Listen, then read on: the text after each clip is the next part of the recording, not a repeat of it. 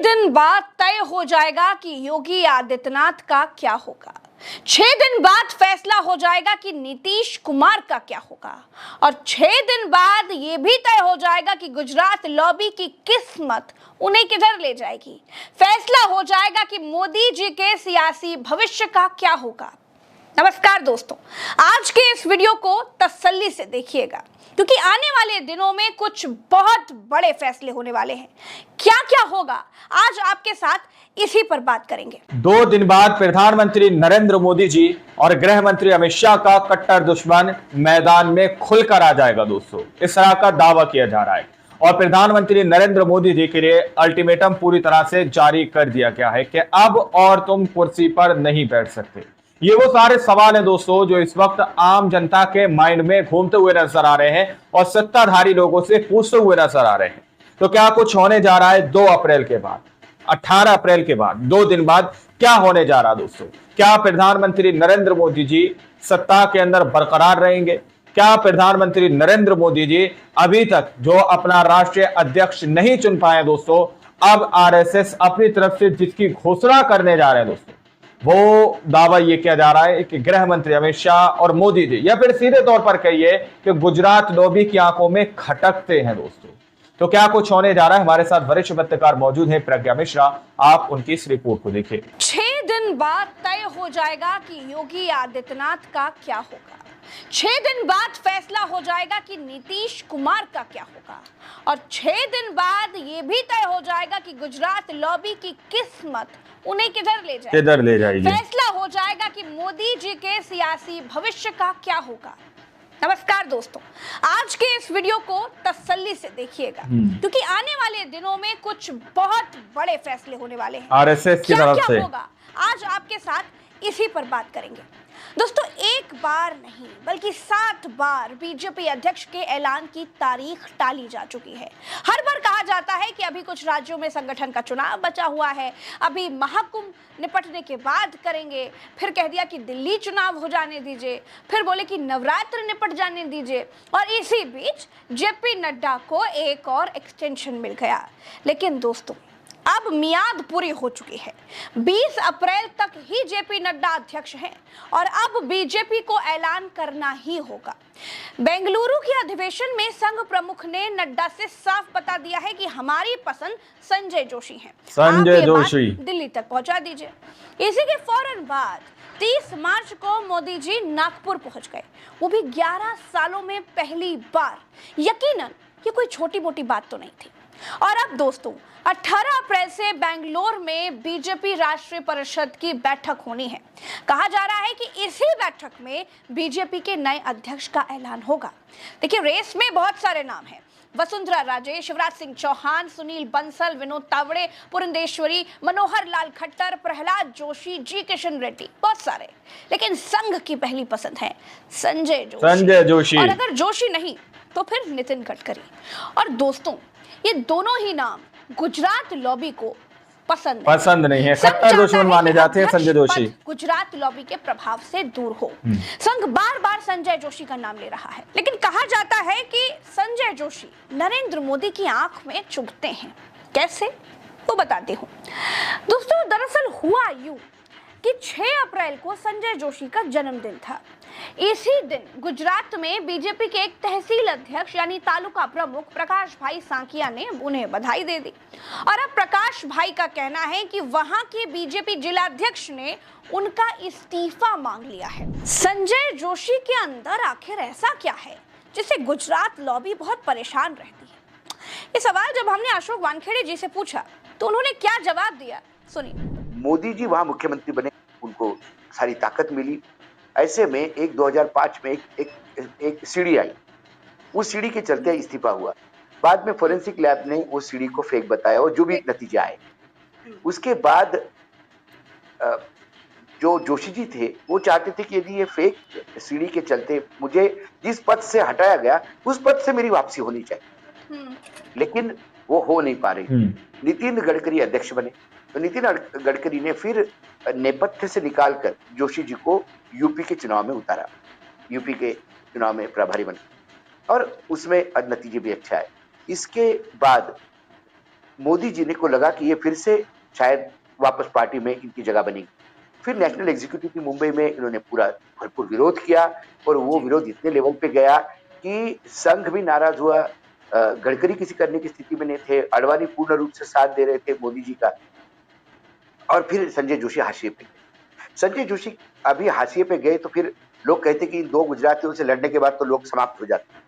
संजय जोशी आज मैं दिल्ली में मैं व्यक्तिगत जो मैं देखता हूँ, प्रज्ञा जी, जो आदमी साउथ एवेन्यू में रहता था तो वहां मकान का पानी तोड़ दिया गया, बिजली तोड़ दी गई, तो वो रास्ते पे लिटरली रास्ते पे। आज यदि आप दिल्ली में आए और संजय जोशी को मिलना चाहेंगे तो एक कोई पब्लिक गार्डन है, पब्लिक बगीचा, उस बगीचे में एक पेड़ के नीचे एक प्लास्टिक की चेयर पे संजय जोशी बैठते थे, संजय जोशी, और उनको मिलने के लिए कम से कम 700-800 लोग किसी भी हर समय वेटिंग में होते। बीजेपी अध्यक्ष कौन बनेगा कौन नहीं बनेगा, देखिए ये तो 18 अप्रैल को पता ही चल जाएगा, लेकिन 2 दिन बाद पता चल जाएगा। 16 अप्रैल है, ठीक है ना, होना है। और वो बहस है कि 17 सितंबर 2025 के बाद मोदी जी का क्या होगा, वो कंटिन्यू करेंगे या फिर 75 साल वाला नियम मान जाएंगे। क्योंकि दोस्तों बीजेपी में आज भी ऐसे लोग हैं जो गुजरात लॉबी से इतर राय रखते हैं और बीजेपी में होती हिटलर शाही से बहुत परेशान हैं। जिस तरह ईडी सीबीआई का डर दिखाकर दूसरे नेताओं को पार्टी में शामिल किया गया, उससे बीजेपी की विचारधारा के लोग किनारे हो गए और बाहरी लोग हावी हो गए। अशोक वानखेड़े का क्या कहना है, सुनिए। किसी भी रेलवे स्टेशन पे उतरते हैं तो वहां लेने के लिए 200-400 लोग आते हैं। ये उनकी लोकप्रियता है क्योंकि वो मिलनसार व्यक्ति है, उन्होंने कभी ईगो नहीं पाला। किधर ले जाएगी। नागपुर से जब लौट करके आए नरेंद्र मोदी तो लग रहा था कि जो बार तकरार है, जो झगड़े हैं, मैंने आपके प्रोग्राम में भी कहा था प्रज्ञा जी, ये नागपुर जरूर गए थे बात करने, लेकिन जितने आरएसएस की तरफ से पब्लिक कार्यक्रम थे उसी कार्यक्रम में मोहन भागवत और मोदी जी साथ साथ थे। 1 मिनट के लिए भी मोहन भागवत और मोदी जी अलग नहीं बैठे, ये मैं आपको गारंटी के साथ कह सकता हूँ, क्योंकि 24/7 जो लोग मोदी जी के साथ थे वो बता रहे थे कि कोई नहीं, जो बातचीत वो स्टेज पे बैठने पे एक दूसरे से बातचीत की वही बात होगी। और मुझे लगता है राष्ट्रीय अध्यक्ष का मुद्दा स्टेज पे बैठे बैठे सुनेगा नहीं, वो तो लंबी चर्चा का विषय है, क्योंकि संगठन पूर्ण रूप से हाथ से चला गया और कांग्रेस का मतलब बीजेपी का कांग्रेसीकरण हो गया। चाल, चेहरा और चरित्र, पार्टी विद डिफरेंस की बात करने वाली भाजपा आज 2 लोगों के इर्द गिर्द है। संजय जोशी, जो इनकी जयकार करे उसे पद मिलेंगे, जो आंख दिखाने की कोशिश करेगा, सवाल पूछेगा, वो हाशिए पर चला जाएगा। ऐसे दौर में भी कुछ लोग हैं दोस्तों जो सत्ता से टकराते हैं और उन्हीं नामों में से एक नाम है नितिन गडकरी जी का। सूत्रों का दावा है कि संघ ने कहा है कि अगर संजय जोशी नहीं तो फिर नितिन गडकरी, इसके अलावा कोई भी तीसरा नाम हमें सुनना भी नहीं है। सवाल दोस्तों ये भी है कि आखिर अध्यक्ष चुनने में बीजेपी को इतना समय क्यों लग रहा है। अगर मैं जून से ही देखूं तो 10 महीनों से बीजेपी अध्यक्ष खोज रही है संजय जोशी। इतना समय क्यों लग रहा है भैया? क्यों बार बार संघ को दखल देना पड़ रहा है? क्यों बार बार याद दिलाना पड़ रहा है? पसंद नहीं है, कट्टर दुश्मन माने जाते हैं संजय जोशी। मैंने पत्रकार अशोक वानखेड़े जी से भी पूछा और उन्होंने जो बताया वो वाकई चौंकाने वाला है। जब अपोजिशन स्ट्रांगली सामने आ गया तो पत्ती के बंगलों की तरह ढेर हो गई कांग्रेस। अब बीजेपी के सामने तो ये सारे इंडिया गठबंधन पूरी ताकत से वापस आने की सोच रहा है, ऐसे में इनको ढेर होने में टाइम नहीं लगेगा। इसलिए बीजेपी को वो पुराना संगठन वापस आने के लिए, क्या संगठन अंकुश होगा सत्ता पे, ना कि सत्ता के दरबार में संगठन मुजरा करने जाएगा। ये जो परिकल्पना है, इसके चलते इस बार, और यदि इस बार 370 आ जाते बीजेपी को, तो यकीनन मैं आपको कहता हूं संघ पे भी रिसीवर बैठ जाता। अच्छा। संघ पे भी कोई गुजराती इनके लॉबी का आदमी संघ चालक हो जाता और ये बोलते कि आपने संघ को बिल्कुल अलग ढर्रे पे ले गए, संघ ये नहीं है जो आप सोचते हैं, और एक नया आदमी आता है। संघ इस बात को जानता है, संघ ये जानता है कि भस्मासुर की जैसी स्थिति हो गई है, तो ये संघ के भी जीने मरने का सवाल है। इसीलिए एक्सटेंशन पे एक्सटेंशन दिए जा रहे हैं। उस दिन अमित शाह जब बोले, देखिए अखिलेश जी ने जब सवाल उठाया तो उन्होंने कहा कि सबसे बड़ी पार्टी है आपकी लेकिन अभी तक अध्यक्ष नहीं बना पाए, तो उन्होंने तुरंत, उनको लगा लूज बॉल है और उन्होंने छक्का मार दिया और उन्होंने कह दिया कि अरे अखिलेश जी, आपके तो 4 आने वाले अध्यक्ष में मैं बता देता हूँ आप ही के परिवार के होंगे, लेकिन हमारी तो पार्टी इतनी बड़ी है, टाइम लगता है। ये उन्होंने कहा। तो दोस्तों, सारी लड़ाई है अपनी सियासत को बचाए रखने की। मुझे लगता है कि आप आसान भाषा में ये सारी राजनीति समझ गए होंगे कि आखिर बीजेपी को अध्यक्ष चुनने में इतना टाइम क्यों लग रहा है। अब इंतजार कीजिए बीजेपी के लिए और खास तौर पर गुजरात लॉबी के लिए आने वाला ये जो हफ्ता है ये बहुत अहम होने वाला है। बैठक से क्या निकलेगा, किसके नाम का ऐलान होगा, ये 18 अप्रैल को पता ही चल जाएगा। फिलहाल आज के इस वीडियो में मेरे साथ इतना ही। सच की पत्रकारिता को बुलंद करने के लिए आप अपनी राय प्रज्ञा मिश्रा को कमेंट में बता सकते हैं। अपनी प्रज्ञा का साथ दीजिए, चैनल को सब्सक्राइब कीजिए। चलते हैं, राम राम तो अस्सलाम, जय हिंद। तो आप लोगों ने इस वीडियो को शुरू से आखिर तक देखा। वीडियो के अंदर साफ तौर पर बात की गई है कि संजय जोशी या नितिन गडकरी, इन दो में से एक को राष्ट्रीय अध्यक्ष चुना जाएगा। संजय जोशी को लेकर किस तरह से प्रोपगंडा बनाया गया था, उनको बदनाम करने की कोशिश की गई थी, सीडी लीक की गई थी दोस्तों। बाद में पता चला वो एक फर्जी था। अब दावा यह किया जा रहा है कि संजय जोशी को राष्ट्रीय अध्यक्ष के तौर पर चुना जाएगा, लेकिन दावा यह भी किया जा रहा है कि ये दो नाम, संजय जोशी और नितिन गडकरी, ये दोनों नाम गुजरात लॉबी की आंखों में खटकते हैं, कानों में खटकते हैं दोस्तों, क्योंकि इनसे 36 का आंकड़ा चलता है। संजय जोशी एक ऐसे इंसान हैं जो इंसानियत की बात करते हैं।